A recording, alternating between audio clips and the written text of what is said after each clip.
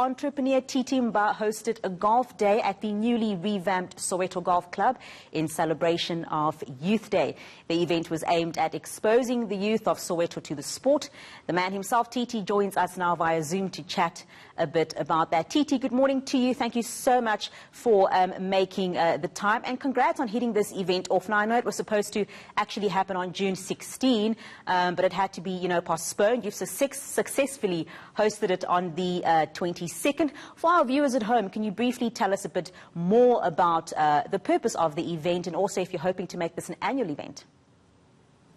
Well, firstly, good morning to you and your viewers. Yeah, so the Soweto Youth Golf Day was supposed to happen on the 16th of June, and basically the whole premise of the golf day was to commemorate 45 years of the Soweto uprising in Soweto at the Soweto Country Club. And the whole idea was to bring in different business leaders, celebrities and the likes, to be able to interact with these youth who would ordinarily not have access to these business leaders. But unfortunately, that didn't happen because of riots that took place on the 16th.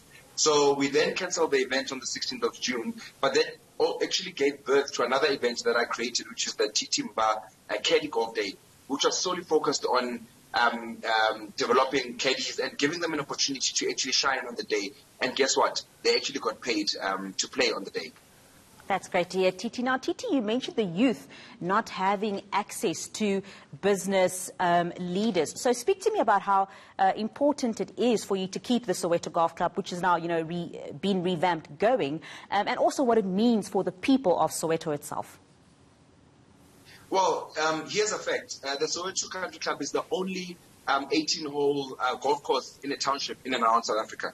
So it's important for us to preserve the heritage of the course, because the course does employ a lot of staff to work there. So we need to encourage more golfers to actually go and play there and pay their green fees and actually hire the caddies, because that's their bread and butter. But as of Monday, what we've actually decided to do is to upscale these golfers and these caddies from just being caddies, but also becoming tour guides in and around Soweto.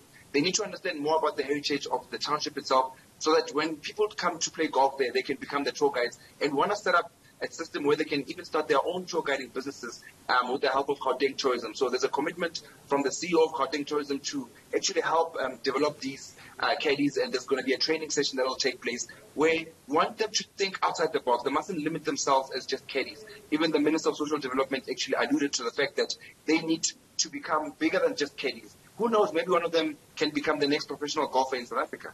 That is true. Now, we're always talking about the new normal. We've been in this COVID-19 space, unfortunately, for more than a year now, TT. There might be people at home and they're listening to you right now. There might be sponsors who might be able to assist also. So speak to us a bit about your planning for the event, especially because you had to change the date, and also in line with COVID-19 restrictions that we're facing.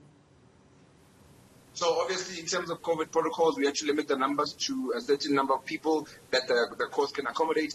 But what's happened now is that we are going to make this an annual event. So every year on the 16th and the 17th of June, we'll host the Soweto Youth Golf Day and the TT Mbha Caddy Golf Day respectively. And we urge all sponsors to come on board, because this is for a good cause. At the end of the day, it's about charity. We've been able to raise enough funds to donate to 6 NGOs in and around Soweto, where we donated blankets, courtesy of Cecily, blankets, and also non-perishable groceries. So it's not just about the golf, but also doing good for the community in and around Soweto.